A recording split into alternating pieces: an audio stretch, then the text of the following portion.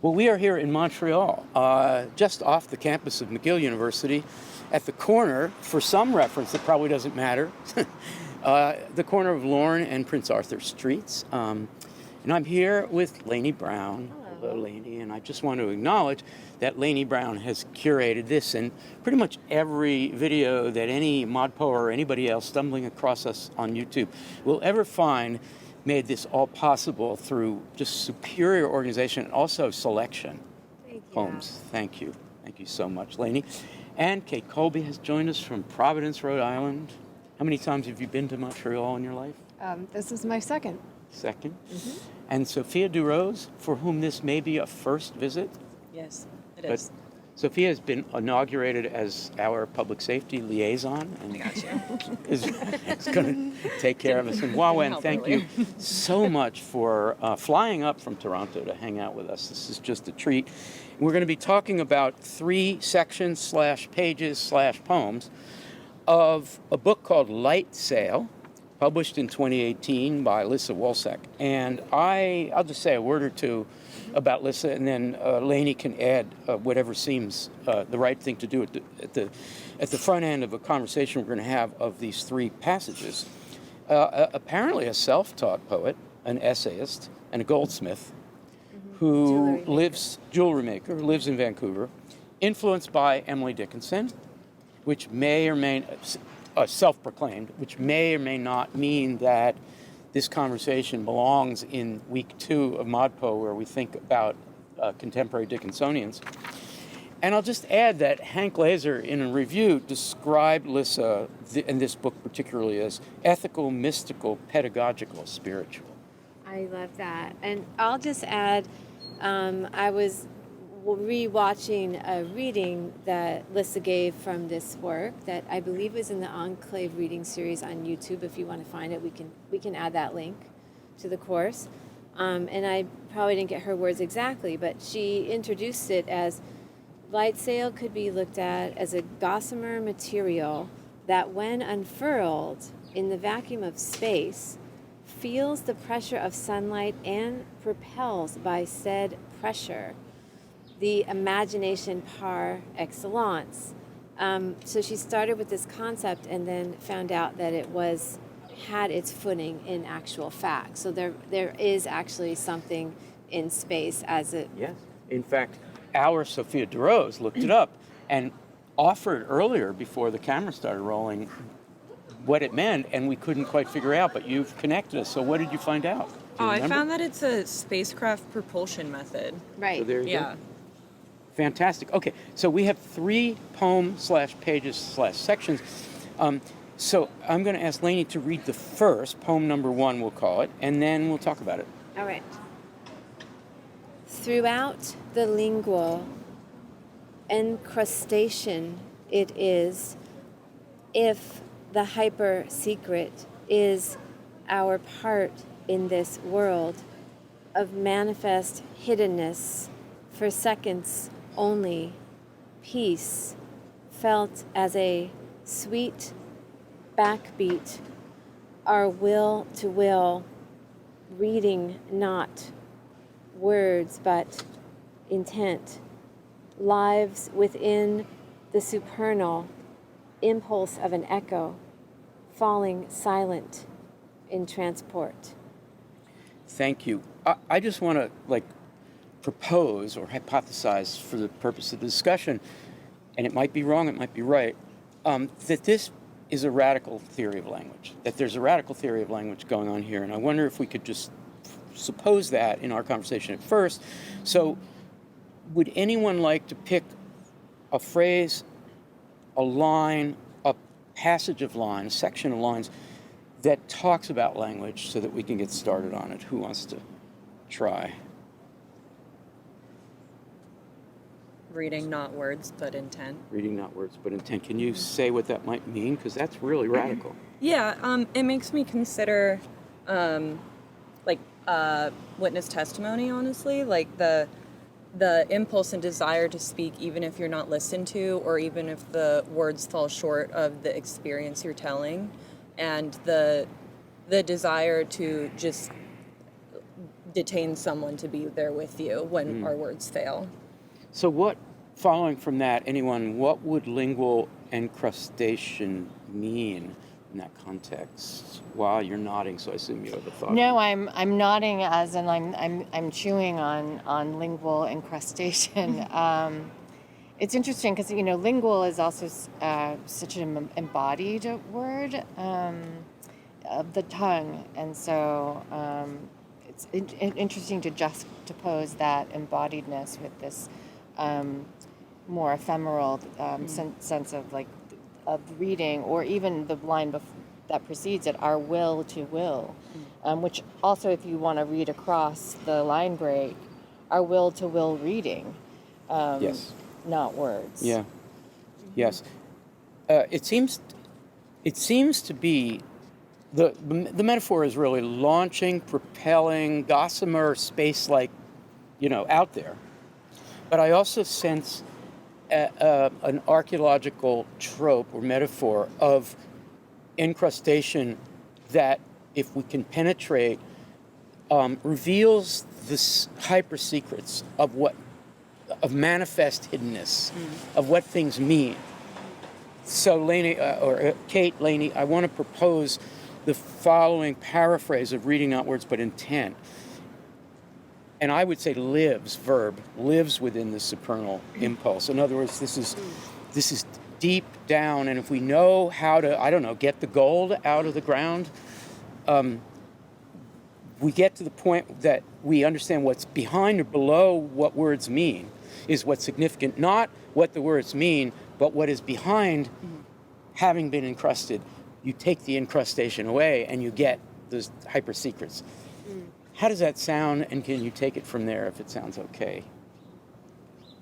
Go ahead, I can follow. I would say, and yet, this is a world of manifest hiddenness. Hyper secret is part of our world. No, is our part in this world. Right. So, I'm getting the sense of some kind of imminence that words Yes. get in the way of. Yes. But Or But- words' meanings get in the way of. yes, but the hiddenness is implicit to the words and our experience of the imminence. So that you can't actually get at it. You just have to take the glimmers of it where they come.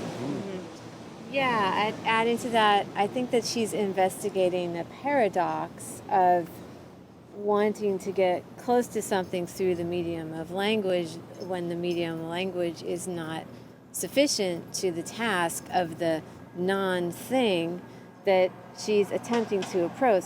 Reading not words but intent, I read as reading means many things, and in this case it's the energetic, it's the intrinsic, it's the unsaid, it's the somatic. And so oftentimes, even with the best intents, our words are like encrusted, calcified, problematic barriers to Yes. the communication and connection that Oh, yes. that we want.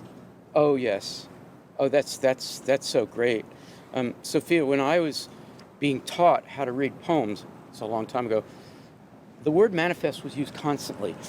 Your little critique, your little close reading, your little 500-word essay is supposed to make the meaning manifest. That was a pedagogical word, that you can make it manifest. Lissa is suggesting a countercultural or counter-pedagogical idea.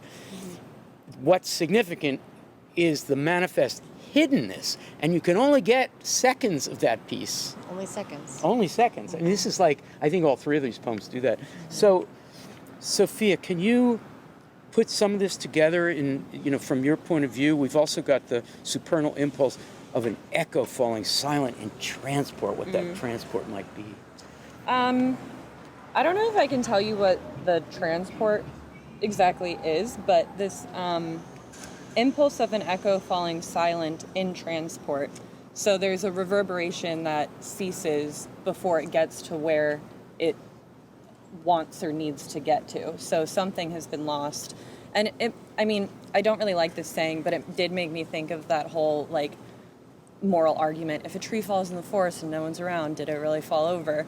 And I always felt like that privileges a certain observation or like reception of an experience over the recollection of an experience or just like a simple fact of occurrence. So I feel like maybe this echo that falls short of where it needs to go is our reminder that when things are snuffed out before they're complete, that doesn't mean they didn't happen, or they still had an origin. Well, would you be willing to talk a little more about the hyper secret? I love hyper there. The hyper secret that may be related to manifest hiddenness, that may be related to the problem of incrustation. She's clearly saying hyper secret, yes. Or to me, she is.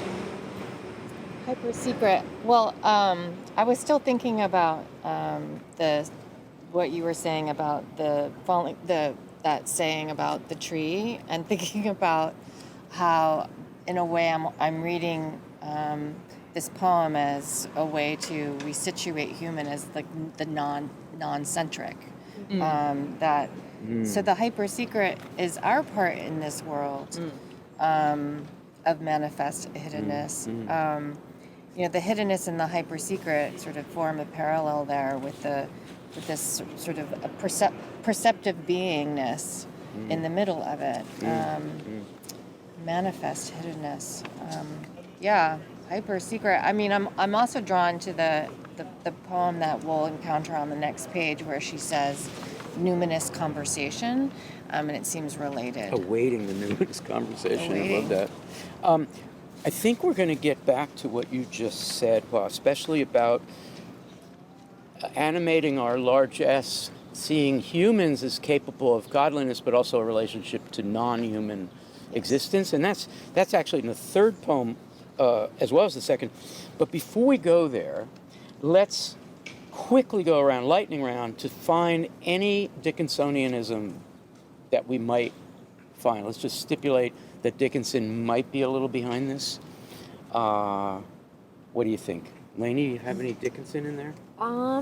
Interesting to look at it through that lens, because I wasn't looking at it, but I feel like it's there. Maybe in the word supernal, echo, silent transport, some of the vocabulary, the metaphysical feel of the poem, and in the ending of the poem, the way there's no ending. Well, of course, we're pulling from a book-length poem pages, but at the end of the page, there's no attempt to have a tidy resolution anywhere, which feels very Dickinsonian. And even those last lines, falling silent in transport, I'm wondering, well, the where is the reader, where we, the reader, are sailing, which we don't know. Fantastic. Kate, any Dickinson in here that you can see? I'm seeing for occupation this, and the gathering paradise in the brief moment of the poem. A few seconds only. Something happening beneath. Oh yes, definitely. Sophia? I'm seeing maybe Dickinson in our will to will, this like opening of possibility, this opening of a desire to imagine. Well? I was interested in how the ellipses in the second line can be read as a Dickinsonian M- moment. Incrustation it is. In the third poem, which we're going to turn to, there are two ellipses, and they're two dot ellipses, by the way. Two dots. I really love, because we don't even, there's Dickinsonian ambiguity. Is it the end of a sentence with an extra dot? Is it an ellipsis? What? Is it a typo? And these are all caps. I have to say right from the start, I was more than transported, by the third poem or the third section here.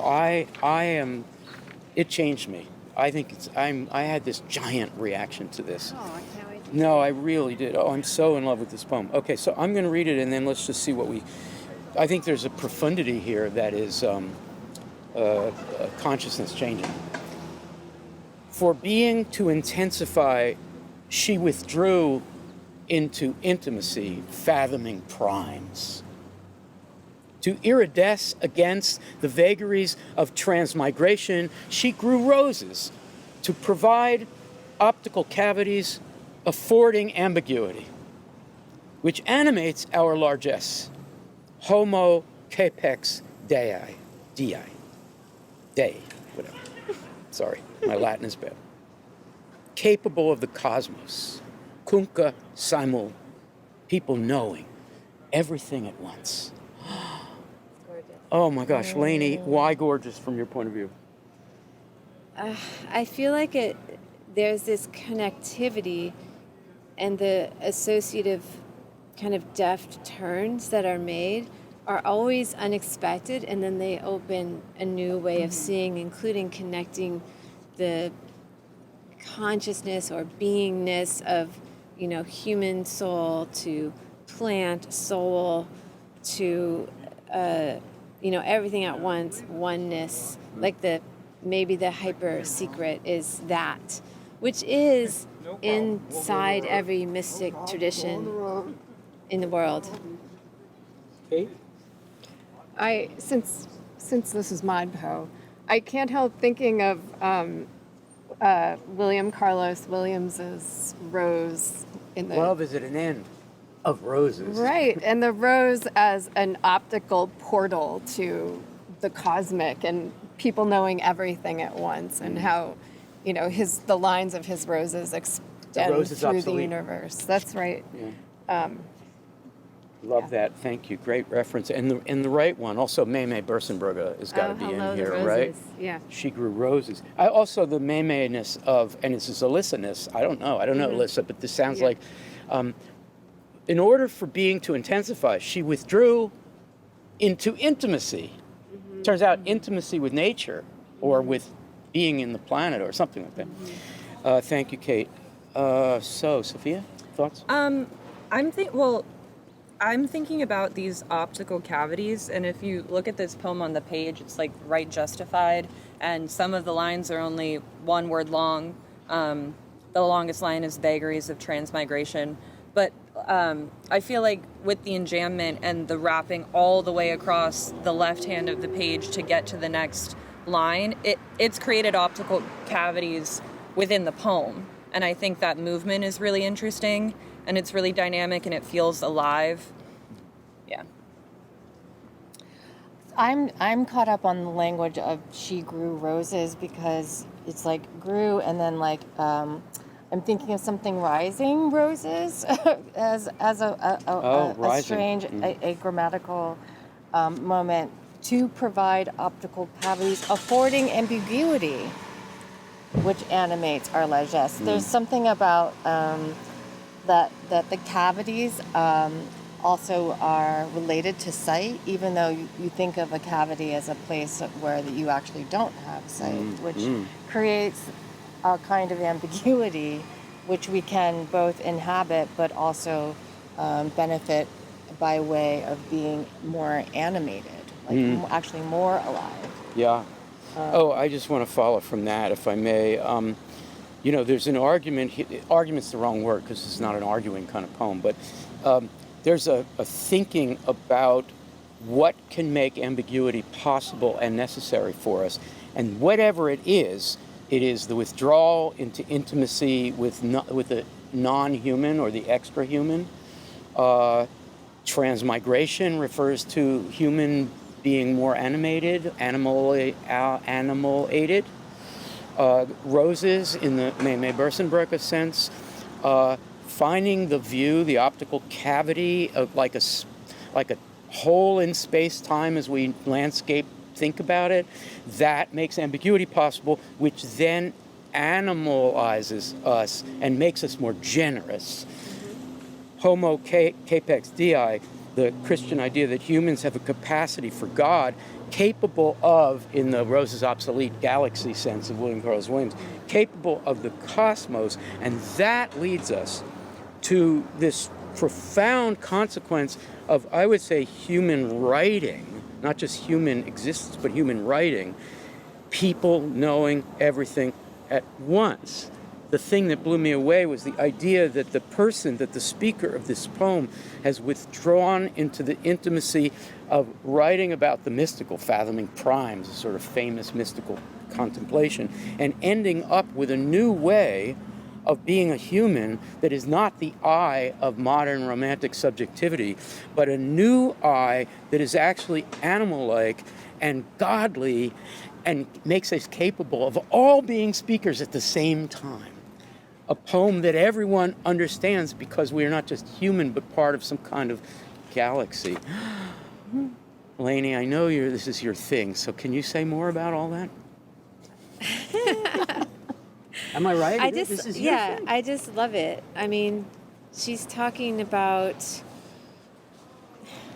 the invisible and transcribing that, and a different way of thinking about intimacy that doesn't exclude. Because a lot of times when we think of intimacy, we think, one-on-one, or we think our closest people. But this is an intimacy in which no person, entity, being, thing is separate from any other thing, and we all are able together at the same time to have this, whatever you want to call it, awareness. Well, knowing is the word she uses, the gerund there at the end, right? Knowing, yeah. And yeah, this is the It's whole inclusive. goal. It's an inclusive embrace that starts with withdrawing, which is not, which is counterintuitive, or not even withdrawing from the three-dimensional world, but kind of realizing that we're not nothing is separate. Kate, how are you feeling? I love the phrase fathoming primes. I am so obsessed. Yeah, I mean, I could talk about that forever. Well, talk about it for a minute. A prime is a numerical fact with a hard bottom. Clink. You can't get very deep, and yet it has irreducible. Irreducible. It has prime numbers have all of these I mean, I'm not a mathematician, but all these crazy tricks and phenomena that go along with them, just mathematically, and they don't make any sense as a numerical fact. So Hank said ethical, mystical, pedagogical, spiritual, and I think we've sort of covered that somehow out of the two poems that we've discussed. So let's add poetic to it, even though it's implicit in all the other categories. Because I said before, and it wasn't, I didn't know what I'm doing with it, but I said that people knowing everything at once, you can say that is a religious thing, even a Christian thing. I'm not a Christian, but I can feel how the impulse there, humans have the capacity of God, and Lissa says, capable of the cosmos, the whole thing. We're capable of the whole thing. But this is for a poem, this is for poetry. This is for just manifesting the hyper secret, which is that we don't sorry, I'm getting excited. We don't individually know things. We know things implicitly as a collective that includes everything beyond the human. And if not, we limit ourselves to our peril. Yeah, I have a final thought that speaks to that, where you're going. It's a quote from Lissa that I think it's from that same reading. This work is a work of primordial imaging, and moreover a feeling for the meaning of the words, and moreover a feeling for the meaning of the sounds present in the minds of people. Love that. Let's end, rather than the usual final words, with a peek at the final lines of the second poem. We're not going to have time to read the whole poem, but I'd like to put into the record the final part of it, because it gets us to more of the Christian idea. This is Noli Me Tangere, in relation to what she calls a public crib mind, which I take to be a positive, actually, and related to people knowing everything at once, kind of like collective intelligence. I could be wrong, but anyway, let me read the end of it, and then I'll open it up for anybody. Awaiting the numinous conversation that never arose, and for that which made the body weaken, its opiated tenor, its public crib mind, its entirety, to be wanting, walk on by, Noli Me Tangere. Oh God, so good. All right, who wants to deal with that? Is that Dionne Warwick? It's Dionne Warwick, And Sir Thomas Wyatt. Sir Thomas Wyatt. Say more. Oh, well, it's the famous sonnet where it's coded for him speaking to his beloved, who also belongs to someone else as a deer. That's the famous poem. That's the reference I heard. But I love that the texture, it being next to a popular song, but then also what it's saying, like, don't touch me, like, walk on by. I want to, like, just quickly bounce back to Fathoming Primes to say what I'm obsessed about, which I think is referenced, or there's like a sense of it here, in that it's not only like that fathoming, that prime numbers, but also that fathoming prepares, like, puts you in a sense of preparedness. It primes, right? So there's something about that, this awaiting for the numinous conversation that never arose. It's it's really just about being in that place of fathoming and preparedness that actually allows for something to be initialized. But that's taking us away from the last two lines of this No, poem. that's okay. I think that's totally relevant. The numinous conversation that never arose. So there's a kind of tradition of love poetry, or I want to understand you. So at the end, we have this juxtaposition of "Walk On By." So that is a Dionne Warwick song. She didn't write it, but she made it famous in 1963. And what happens in the story of that song is, if you see me crying over you on the street, just walk on by, which is sad, a sad thing to suggest to an ex-lover or whatever. In juxtaposition of Noli Me Tangere, which refers to Jesus after resurrection, says to Mary, I'm not a body, don't touch me. The relationship between the guy in the Walk On By song and the guy in the Christian story of ascension is saying something. And we have to figure out what it's saying. The extraordinary juxtaposition, especially thinking of poem number 3's invocation of another Christian idea, which is that all humans have a capacity for God, which is, of course, fundamental to the Jesus story. Oh, I threw a lot at you. Who wants to say something? How does that juxtaposition work, other than, low culture, high culture? Well, I'll try. Thank you. So it's two different ways in two different registers in two different times of history of saying, I'm in a chrysalis state right now. I have become the primordial goo. You can't ask me anything. You can't touch me. I'm about to be born again, but you can see me, but it's not what it looks like. I'm about to withdraw into intimacy, which is a paradox. Yeah, and I just have to also just touch on the numinous conversation that never arose. Like, really, it's an argument to be a poet, for me, for a lot of us. So, to me, that's like a glimmering ars poetica in the poem. Can we spell out that ars poetica a little more? I saw it in people knowing everything at once. Yeah, it's a statement of what somebody's poetics are in the moment that they write that, and it might change over a lifetime. Kate, final thought about this or anything? Yeah, I too see them all of a piece, and I love the primordial goo. It's sort of a cry for that.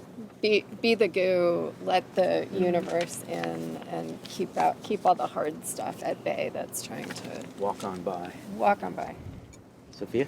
I'm thinking, when you read Never Arose out loud, I thought of it in awaiting something that never arose, so later she grew them. She grew them. Yes. And I like a that. rose is a rose is a rose, after all.